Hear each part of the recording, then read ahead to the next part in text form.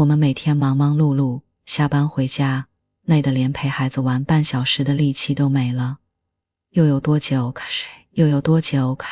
但真正让你开心的事情了。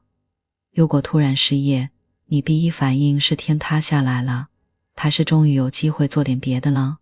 要是这些问题让你心里一战，那今天咱们聊的这本书要钱还是要生活，一定会给你带来不一样的启发。这本书最厉害的地方，就是揭穿了我们对钱最大的一个误解。我们总以为有钱了就好，但作者维基罗宾却说，金钱其实只是快乐人生的附属品，很多困境根本不是钱能解决的。你看看，美国国民收入破纪录，可还是有一半人拿不出$400应急，信用卡债务堆积如山。为什么？因为我们都陷进了一个怪圈，然后去买别人告诉你该买的东西，新款手机，更大的房子，体面的饭局。可买完没几天又觉得不够，我们从来没停下来问问自己，我买这些是真的需要，还是仅仅习惯了？但扎心的是，我们常常把时间和钱割裂开来。你加班到晚上9点，却错过了孩子的睡前故事。你花500块买一双名牌鞋，却没算过，这可能是你熬了2个通宵才换来的。可作者说，钱根本不是冰冷的数字，你花的每一分钱都是在消耗你自己的生命能量。今天，俺们不是来学怎么理财，而是要搞清楚，我到底想用我的生命去换些什么。咱们先来算一笔实实在在的账。你每天早出晚归挤地铁胆放蛋，到底是在为钱工作？很多人会脱口而出，当然是为了钱。但这本书的作者用他一辈子的时间告诉我们，你赚的不是钱，是你用时间换来的生命能量。这是整本书的根基，也是我们做出改变的起点。假设你月薪1.2万，每月工作82天，每天法定8小时，乍一看，你的时薪是2万除以28，大约68块，听起来还不错，对吧？但我们得把那些隐性成本都算进去。你每天通勤 1.5 小时，一个月就是33小时，你得买职业装，一年花5000块，分摊到每月约417块，每月平均20小时。虽然有加班费，但你得用周末来补觉，下班累得不想做饭，每天吃外卖多花20块，一个月就是600块。你每月还得去2次咖啡馆放松，花160块。现在我们重新算一下你的实际时薪，每月实际工作相关时间8小时加1点，5小时通勤加0， 9小时加班，22天加10小时补假，等大约220小时。每月实际收入 1.2 万加2000元，加班费417元，职业装600元，外卖160元，咖啡等28万元。那么你的实际时薪就变成了28万220小时等大约58元。这还没算完，要是你生病请假，不仅扣工资，你的生命能量又得再打折扣。你看，原本以为68块的时薪，而你花出去的每一分钱都得用这么多生命时间去换。比如你花300元买双运动鞋，实际却是30万0585小时生命。你花2000元买的名牌包就是20005834小时，相当于你整整多干了4天班，就为了一个包。不是说不能买，而是我们得清楚，到底换来了多少我真正想要的东西。很多人会说，但作者团队做过一项横跨20年的调查，结果特别颠覆。无论月薪5000、2万还是10万，80%的人都觉得只要再多50%的收入就够了。可当他们真的赚到了，又会觉得它不够。更有意思的是，钱能买来幸福这个说法，在一定程度上是成立的。比如在美国研究中，年收入达到 7.5 万美元，约合人民币55万以下时，钱确实能明显提升幸福感，从担心问到安稳生活，满足感会大幅上升。但一旦超过这个线，幸福分数几乎没什么变化，甚至有人为了维持高收入加班更多，压力更大，幸福分数反而下降了。这就是满足感曲线的规律，看能解决生存问题，但解决不了生活意义的问题。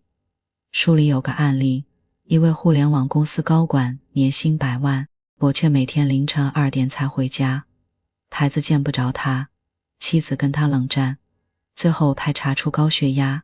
他算完自己的时薪300元，可把陪家人的时间、看病的钱、减压的消费都算进去，实际时薪还不如楼下便利店店员，因为他的生命能量都耗在了维持高薪上，没花在真正想要的生活里。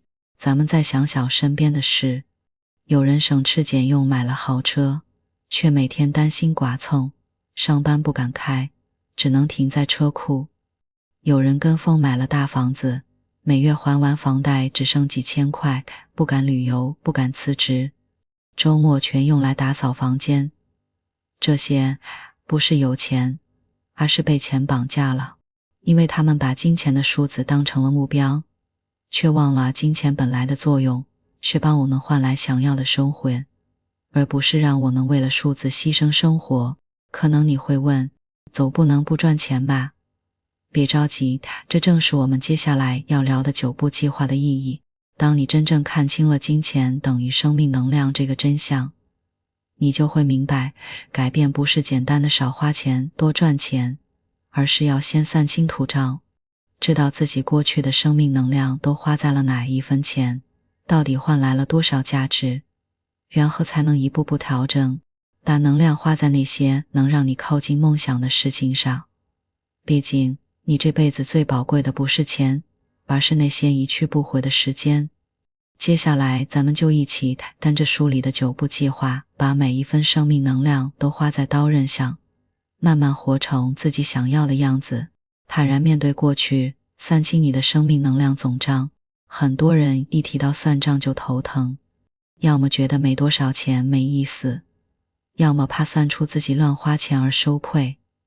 但作者反复强调，这一步的核心不是要挑你的毛病，让你清楚知道过去的生命能量都花在哪儿了，这样才能避免将来再走弯路。关键动作分2步，首先算你一生总收入，不用翻几十年前的旧账，从你第一次赚钱开始，哪怕是高中帮人写作业赚的50块钱，到你最近1个月的工资都列出来，可以按阶段算，学生时代兼职收入，刚工作前3年的工资，现在的收入，把这些加起来就是你总共兑换的生命能量。书中有个读者叫马克，原本觉得自己没赚过什么钱，结果算完发现，从大学兼职到工作5年，竟然赚了80多万，可瞬间清醒，原来我把这么多生命能量都花在了没用的地方。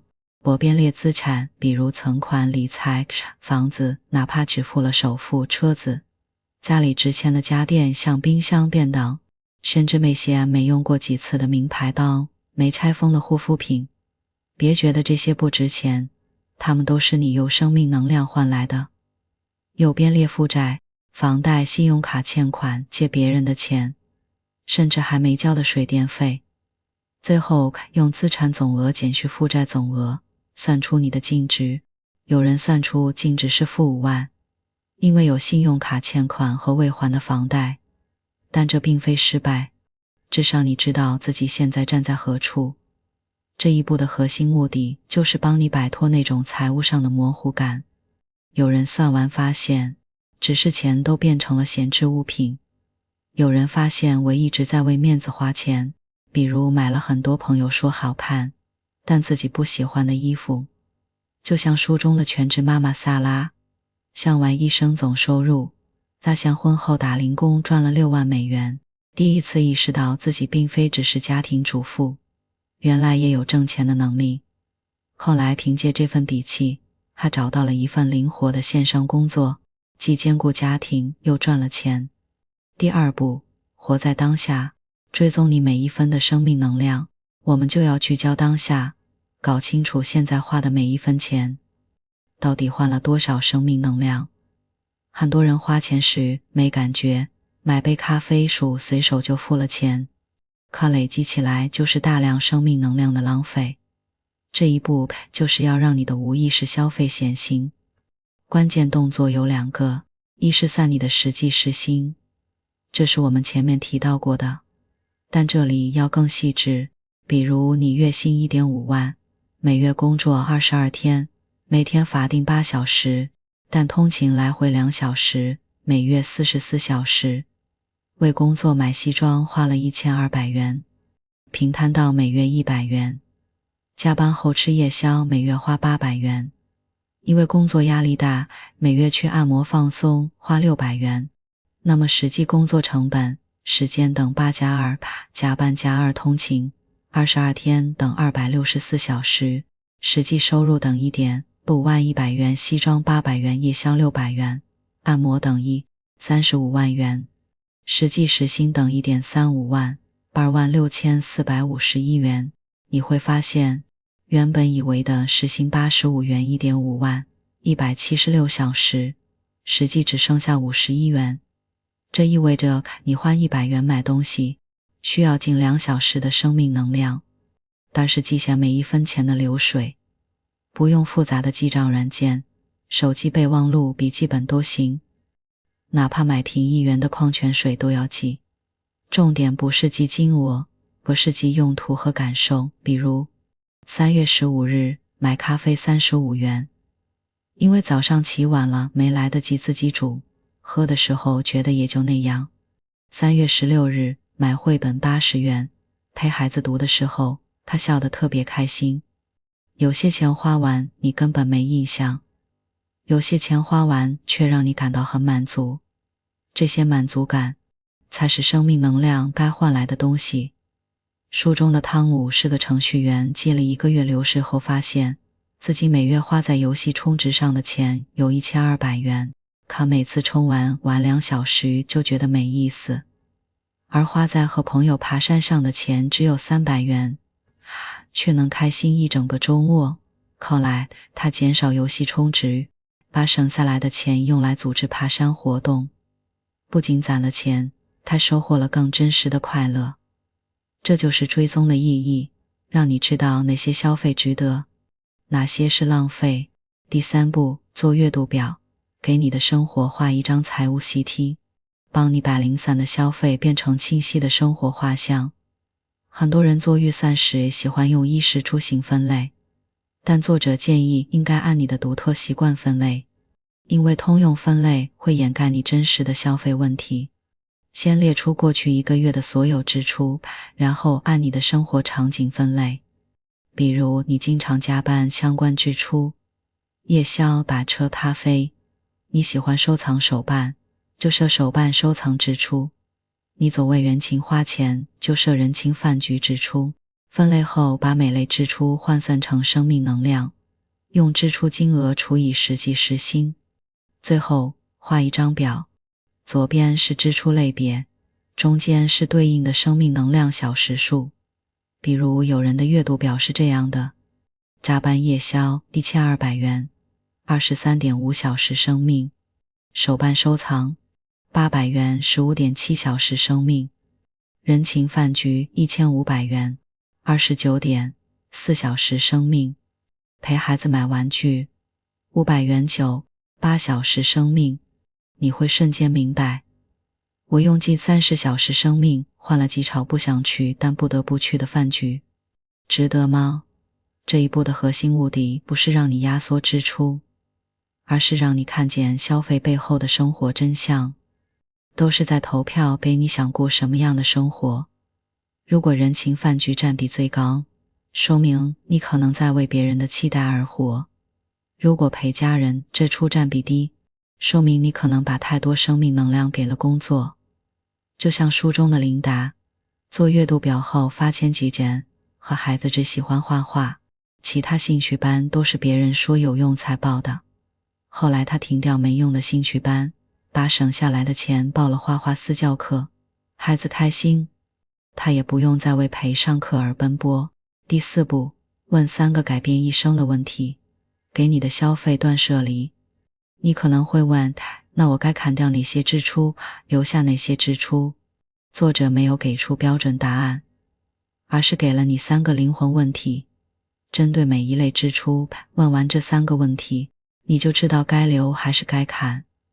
这3个问题不仅能帮你优化消费，还能帮你理清自己真正想要的生活是什么。第1个问题，可得到的满足感配得上花掉的生命能量吗？这里的满足感不是一时的开心，而是长期的价值感。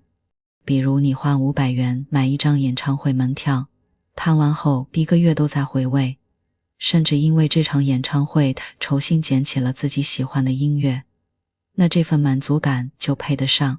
但如果你花500元买一双网红款鞋子，穿了2次就觉得不好搭，扔在鞋柜里积灰，那这份满足感就不值。书中的安娜每次买衣服前都问这个问题，原本每月买衣服花2000元，后来她只买那些穿3年都不过时自己真正喜欢的衣服，却比以前更开心，因为她的衣服都是精品，不用再为今天穿什么而纠结。第2个问题，这笔钱和我的价值观、目标一致吗？你的价值观可能是陪伴家人、追求自由、实现自我价值。你的目标可能是1年带家人旅行1次，35岁前实现灵活就业。如果支出和这些一致就值得，不一致就该砍。比如你想多陪家人，却花1万元买了一张全年健身卡，结果因为要陪孩子，支出和你的价值观不一致。但如果你花3000元买了家庭露营装备，每个周末带家人去露营，这就和陪伴家人的目标一致。书中的麦克目标是提前退休去旅行，他发现自己每月买烟花600元，既损害健康，又和退休旅行的目标冲突。后来他戒烟，把省下来的钱存起来，3年后真的提前退休，带妻子去了欧洲。第3个问题，如果不用为钱工作，我还会花这笔钱吗？这个问题能帮你区分被迫消费和主动消费。比如你现在买名牌包，不被没面子，那不用为钱工作后，你大概率不会买。但如果你买名牌包，是因为喜欢它的设计，用了5年还觉得好看，那不用为钱工作，你还是会买。书中的艾米原本每月花800元买职场化妆品，后来问自己这个问题，发现如果不用上单，她更想素颜。于是他减少化妆品支出，把省下来的钱买了瑜伽课，不仅皮肤变好嘛，心态也更放松。这3个问题本质是帮你给消费做减法，砍掉没价值、不一致、被迫的消费，留下有价值、一致、主动的消费。你会发现花的钱少了，生活反而更舒服了。第5步，画财务挂图，让你的进步看得见。很多人制定计划后，坚持几天就放弃了。作者给出的解决方案很简单，画一张财务挂图，把你的财务变化可视化，每天看着进步，比任何鸡汤都有动力。关键动作，找一张大白纸，纵轴标金额，从0到你每月的最高支出，横轴标时间，从当月到未来12个月，然后每月月底在纸上画2条线，一条收入线，当月总收入。把这张图挂在你每天都能看到的地方，比如冰箱上、书桌前。别小看这张图，它的魔力在于让抽象的省钱变成具体的线条下降。比如你第1个月支出8000元，第2个月支出7500元，在图上就能看到支出线向下走了一小段。这种看得见的进步会让你更有动力坚持下去。书中的伊莱恩一开始支出比收入高2000元，他坚持画挂图，发现外卖和买衣服是主要支出，于是开始自己做饭，少买衣服。第3个月支出就降到了6000元，比收入还低500元。他说每次看到支出线往下走，慢慢就有了信心。这一步的核心是用视觉反馈强化行动。就像减肥时每天称体重，看到体重下降会更坚持运动。财务挂图也是如此，看到支出减少，收入增加，你会更愿意执行接下来的步骤。第6步，减少支出，这不是省钱，是珍惜你的生命能量。很多人会想到省吃俭用，降低生活质量，但作者强调减少支出的核心是聪明消费，让你花更少的钱过更舒服的生活。这里有3个实操原则，看完你就知道怎么减支出，还不委屈自己。第1个原则，别为取悦别人花钱。很多人的消费不是为了自己，而是为了别人。怎么看？比如买超出预算的生日礼物，是因为怕朋友觉得自己小气；去昂贵的餐厅聚餐，是因为怕同事觉得自己抠门。作者说，用自己的生命能量取悦别人，是最亏的买卖。书中的杰克以前每月人情支出有2000元，后来他学会坦诚沟通，比如朋友生日，他会说，送你一本我觉得特别好的书，希望你喜欢，反而收获了朋友的理解，人情支出降到了800元，还没影响友情。第2个原则，从拥有转向使用。很多东西我们不需要拥有，只需要使用。比如你偶尔需要用烤箱，没必要买一个，买了占地方还可能闲置，可以找邻居借，或者在社区共享平台租。你想穿某款名牌衣服，没必要买，穿几次就过时，可以租。很多二手衣服9成新，价格只有原价的1/3。书中的索菲喜欢摊不同风格的衣服，但她从不买，而是在二手平台以物换物或者租衣服。每月衣服支出只有300元，却能每天穿得不一样，还避免了衣服堆成山的烦恼。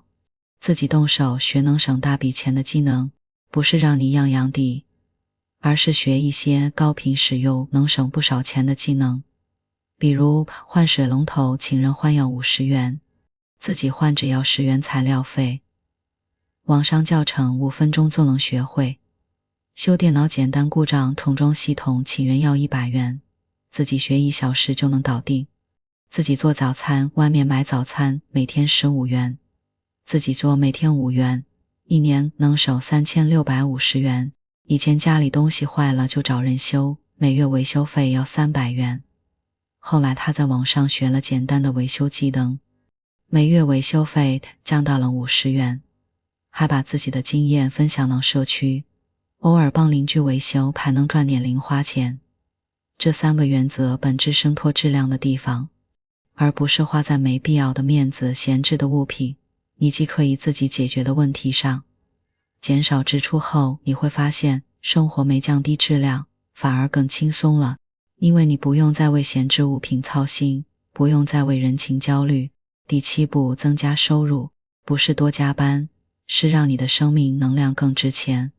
减少支出的同时，我们也要增加收入，但不是靠多加班，多打几份工，那样只会消耗更多生命能量，反而违背了钱等于生命能量的核心。作者建议的增加收入是提升单位时间的生命能量价值，让你少花时间赚更多钱。这里有2个核心思路，第1个是提升现有工作的价值，比如你在公司做运营，月薪8000元技能，帮公司开拓新的宣传渠道，然后跟领导申请涨薪，或者争取远程办公，减少通勤时间，这相当于增加了可自由支配的生命能量。如果你是老师，除了本职工作，还可以把自己的教学方法整理成课程，在网上卖，一次制作多次售卖，相当于让生命能量重复赚钱。书中的妮娜原本是旅馆保洁，她发现旅馆的行政工作月薪6000元，就利用业余时间学办公软件基础财务知识，半年后成功转岗，月薪涨了 50%， 还不用再做体力活。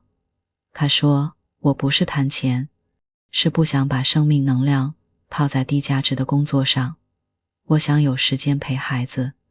第二个思路是把兴趣变成副业。很多人的兴趣其实能赚钱，根本不会觉得消耗生命能量。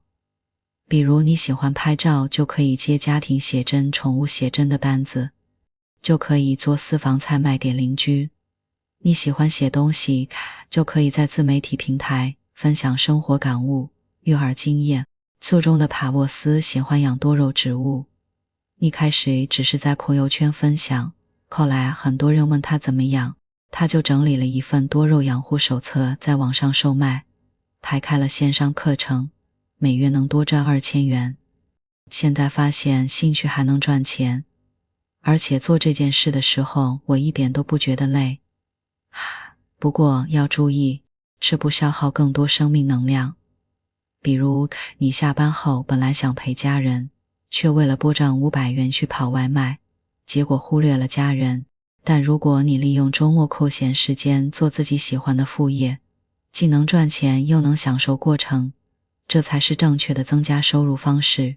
第8步，找到交叉跨越点。这是财务自由的密码。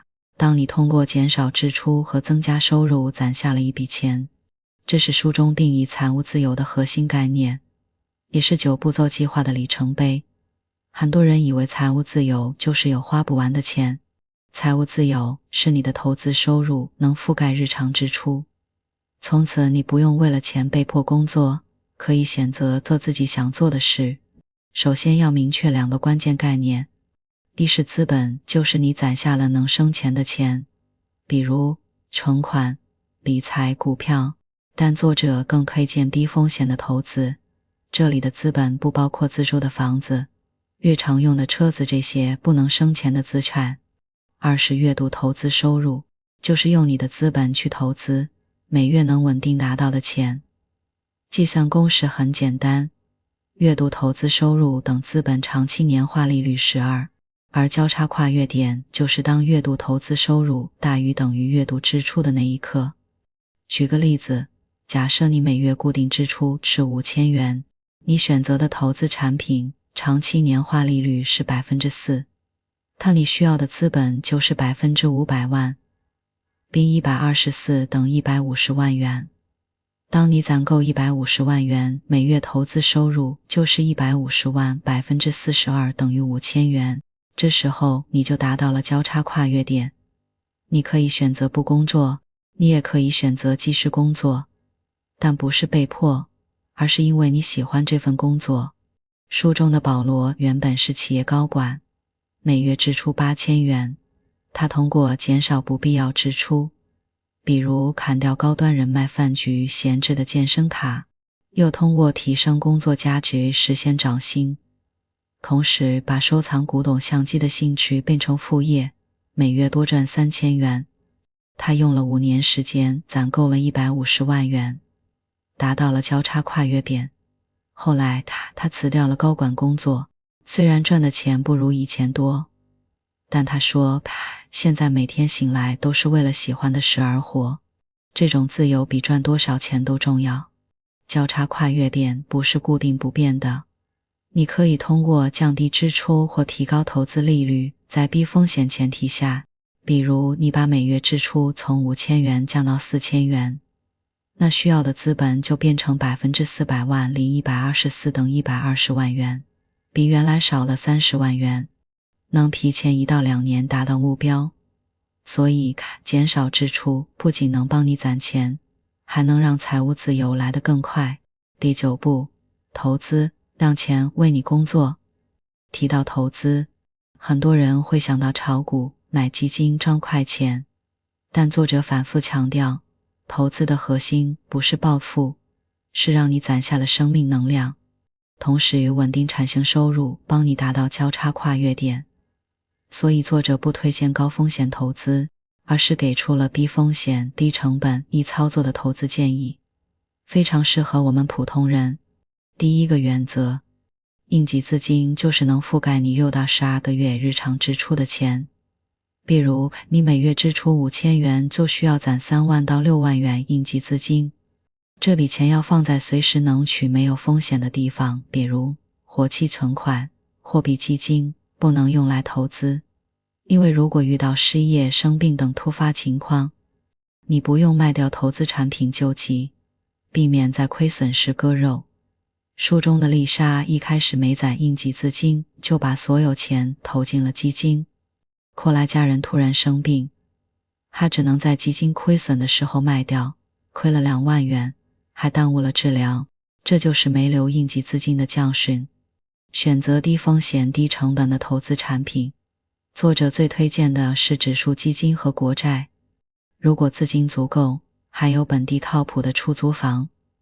指数基金是跟踪大盘指数的基金，比如沪深300指数基金，买它相当于买了中国300家优秀企业的股票。长期来看，10年以上年化利率能达到 4% 到 8%， 而且费率低，每年 0.1% 到 0.5%。 不用自己选股择时，适合没时间研究投资的普通人。国债是国家发行的债券，几乎没有风险。3年期国债年化利率约 3%， 5年期约 3.5%。虽然利率不高，但胜在安全稳定，适合作为投资组合的打底。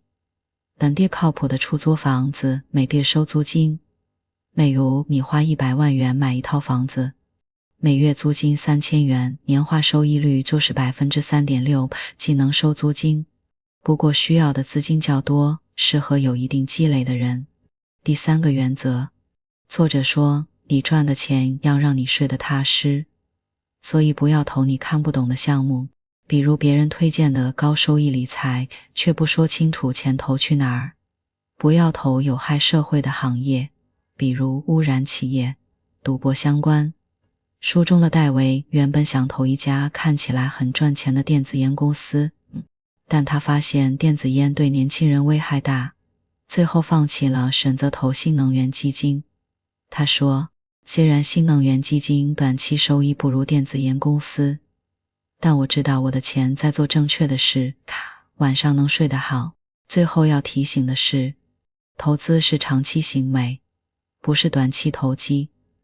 不要追求每月赚多少钱，而是每年能稳定获得 4% 到 6% 的收益，让资本像滚雪球一样变大，直到达到交叉跨越点。比如你现在有10万元，每年收益 5%，10年后会变成 16.3 万元。如果每年再追加2万元，10年后会变成 39.8 万元。这就是复利的力量，也是普通人通过投资实现财务自由的关键。到这里9步骤计划就完整了。从算清生命能量总账到找到交叉跨越点，每一步都是从认知到行动的落地。没有复杂的公式，没有高深的理论，只要你愿意花时间去做，就能慢慢看到变化。你的收入更值钱了，你离不为钱工作，只为喜欢而活的生活越来越近了。而这一切的终点，而是拥有选择生活的自由。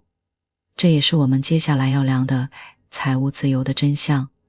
我们终于要回到一个核心问题，到底什么是财务自由？很多人翻开这本书时，可能盼着学会怎么赚大钱，从此躺着花钱。但读到这里，你会发现，作者从始至终不再传递一个颠覆认知的观点。财务自由层次生活的权利，你可以选择不工作，你可以选择做喜欢的事，也可以选择暂时停下来。就像书中的保罗，达到交叉跨越点后，没有选择在家躺平，而是开了一家古董相机体验馆。对他来说，财务自由不是不用为了钱做自己不喜欢的事。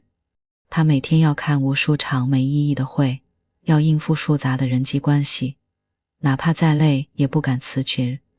现来经营体验馆，虽然赚的钱少了，但他能每天和喜欢的相机打交道，都自由安排时间陪家人。